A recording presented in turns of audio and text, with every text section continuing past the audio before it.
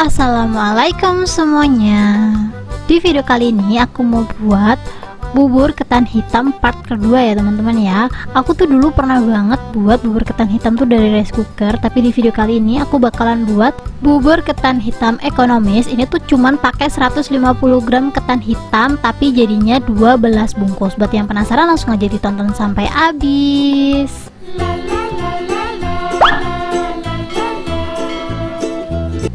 Langsung aja di langkah pertama. Di sini aku ada 350 gram beras ketan putih, dan ini dia ya teman-teman ya. Untuk beras ketan hitamnya aku cuma pakai 150 gram dan aku mix pakai ketan putih ya. Jadi ini tuh cara ekonomis orang-orang jualan. Jadi ketannya tuh di mix seperti ini biar hasilnya tuh banyak dan modalnya ekonomis. Ini tuh modalnya sekitaran 23 ribuan aja ya teman-teman ya. Dan ini untuk ketan putih sama ketan hitamnya kita langsung aja cuci bersih. Ini tanpa direndam, jadi langsung aja aku masak seperti ini ya. Ini udah aku cuci dan udah aku tiriskan juga seperti ini. Jadi kita langsung aja siapin panci yang lumayan gede. Ini tuh pancinya kapasitasnya kalau nggak salah 4 liter ya teman-teman ya. Kita masukin ketan yang udah kita cuci bersih. Setelah itu kita langsung aja tambahin air kurang lebih 2 liter. Kalau teman-teman ngikutin cara aku ini, kalian nggak perlu rendam-rendam ketannya ya. Jadi kita langsung aja set-set gitu loh teman-teman. Ini nanti aku bakalan pakai metode 5-30-7 ya. Jadi ini kita masukin dulu air semuanya. Setelah airnya masuk semuanya, kita langsung aja masak. Tapi sebelumnya jangan lupa siapin daun pandannya ya, biar ini tuh nambahin aromanya gitu loh teman-teman. Di sini aku ada 2-3 helai lah, terserah kalian. Kalau ada banyak boleh pakai banyak. Di sini aku pakai 2 helai aja ya. Ini sebelum aku masukin karena dia tuh masih fresh, baru aku petik.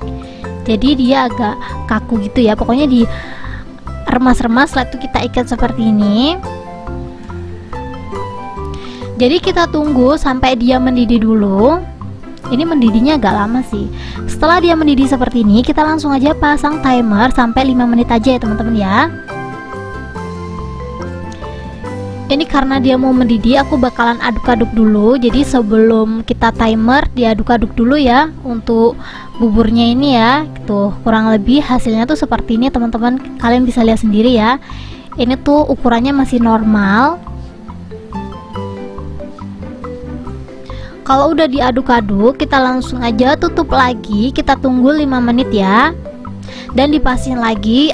Di sini untuk pancinya kalau bisa yang anti lengket ya. Soalnya kalau nggak yang anti lengket, bagian bawahnya tuh bisa ini teman-teman, bisa nempel-nempel gitu loh. Jadi ini tuh aku pakai stand cookware. Kalau teman-teman pengen kembaran seperti yang aku punya, sok langsung aja beli ya. Ini rekomendasi produk aku bakalan kasih di deskripsi. Ini setelah 5 menit, ini kan mendidih ya teman-teman ya. Jadi setelah mendidih selama 5 menit, kita aduk lagi, kita pastiin lagi bagian bawahnya tuh nggak ada yang gosong gitu. Karena ini tuh anti lengket ya, jadi dia tuh nggak gosong sama sekali gitu loh teman-teman. Jadi ini langsung aja kita tutup kembali, kita matiin kompornya, kita tunggu kurang lebih 30 menit keadaan kompor mati ya. Ini kita diemin aja, jangan lupa timernya dihidupin.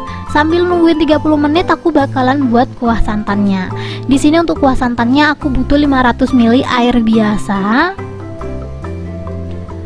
Terus di sini aku ada 2 bungkus santan kara. Di sini untuk santannya sengaja aku buat yang kental biar dia tuh gurih banget gitu loh. Walaupun ini tuh ekonomis, dijamin teman-teman rasanya endul dan mantul banget. Di sini kebetulan banget aku lagi nggak mau ke Indomaret, jadi aku pakai santannya yang normal-normal aja ya. Jadi harganya ini tuh 3.500 gitu loh. Tapi kalau beli di Indomaret seriusan deh teman-teman, bisa dapat harga 2 ribuan gitu loh, walaupun mereknya nggak santan kara. Next, di sini aku ada 50 ml kental manis. Kita langsung aja masukin. Kalau teman-teman gak ada kental manis, boleh banget diganti pakai gula ya. Tapi cobain deh, santan dicampur kental manis itu juara banget rasanya. Biar santan aku tuh lebih kental, aku bakalan tambahin maizena. Untuk maizena yang aku pakai kurang lebih 1 sendok makan aja. Dan jangan lupa ditambahin garam biar santannya tuh lebih gurih gitu ya teman-teman ya. Ini tuh perpaduan yang top sih menurut aku.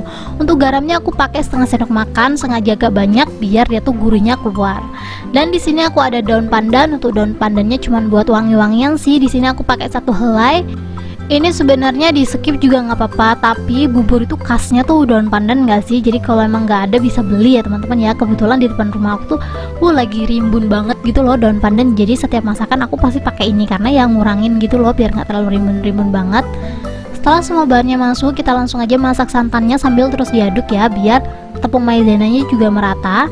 Ini biar santannya nggak pecah selama pemasakan, selama proses pemasakan jangan lupa sering-sering diaduk ya biar dia tuh nggak pecah gitu loh. Kalau udah mendidih kita langsung aja matiin kompornya, kita langsung aja cek buburnya. Dan ini tuh udah aku diemin kurang lebih 30 menit ya teman-teman ya. Setelah 30 menit teman-teman bisa lihat sendiri. Tadi tuh yang awalnya ketannya tuh belum mekar, sekarang dia udah mulai ngembang gitu loh. Tuh kalian bisa lihat sendiri. Ini kalau udah seperti ini kita langsung aja hidupin lagi kompornya ya. Ini cara pemasakannya beda sama kacang hijau kemarin. Kalau kacang hijau kemarin kita tunggu sampai dia tuh mendidih lagi gitu kan, baru kita timer 7 menit. Tapi untuk bubur ketan ini langsung aja ya, waktu awal kita ngidupin kompor, timernya langsung aja dihidupin 7 menit teman-teman, sambil terus diaduk seperti ini biar dia tuh nggak ngendap di bawah. Kalau dia ngendap di bawah pasti bakalan gosong sih. Setelah 7 menit kita aduk-aduk, kita langsung aja tambahin perasa ya. Di sini aku ada setengah sendok makan garam. Terus di sini aku ada 200 gram gula pasir. Jadi untuk perasanya garam sama gula pasir aja ya. Setelah itu kita langsung aja aduk sampai si gulanya larut. Kalau menurut kalian gulanya udah larut, itu tandanya udah mateng ya. Teman-teman bisa lihat sendiri, ini tuh walaupun campurannya tuh lebih banyak kan ketan putihnya, kalian bisa lihat sendiri ya, buburnya warnanya masih hitam. Kenapa aku pakai resep ini? Kemarin tuh kan aku mau buat ketan hitam tuh 4 kilo teman-teman, dan sama penjaga warungnya tuh kayak dimarahin gitu loh. Kamu kalau buat bubur hitam, maksud aku ketan hitam, kalau pakai pure ketan hitam nanti kamu rugi. Dan karena penjual atau warungnya tuh tadi ngomong kayak gitu, akhirnya aku coba recook sedikit dulu ya teman-teman ya. Dan ternyata teman-teman bisa lihat sendiri, aku tuh ngerecook setengah kilo, hasilnya benar-benar memuaskan banget. Sebenarnya aku direkomendasiin lagi buat ngasih pewarna, tapi menurut aku walaupun nggak dikasih pewarna, teman-teman bisa lihat sendiri ya, ini tuh buburnya warnanya udah cakep banget. Ini buburnya biar lebih cantik, bisa lebih menjual gitu ya, walaupun ekonomis, aku bakalan masukin ke dalam tin wall ukuran 300 ml ya. Ini nggak aku isi penuh karena nanti aku bakalan masukin santannya juga di sini. Kalau teman-teman jualan, santannya bisa dipisah ya biar dia tuh lebih awet. Tapi kalau teman-teman pengen ngerestok nih di kulkas, biar teman-teman punya nih stok bubur di kulkas, ini langsung aja dimasukin seperti yang aku punya aja teman-teman. Soalnya punya aku tuh dimasukin ke dalam kulkas 3-4 hari tuh masih enak banget sih. Seriusan deh, santannya juga nggak gampang basi gitu loh. Ini langsung aja kita masukin santannya. Ini aku pinggirin dulu ya buburnya ya, baru aku masukin santan biar si buburnya tuh kelihatan. Sebenarnya ini cuma buat hiasan aja sih. Kalau teman-teman mau jualan boleh pakai cara aku ini ya, tapi kalau teman-teman cuma dimakan sendiri ya nggak perlu repot-repot seperti yang aku punya sih.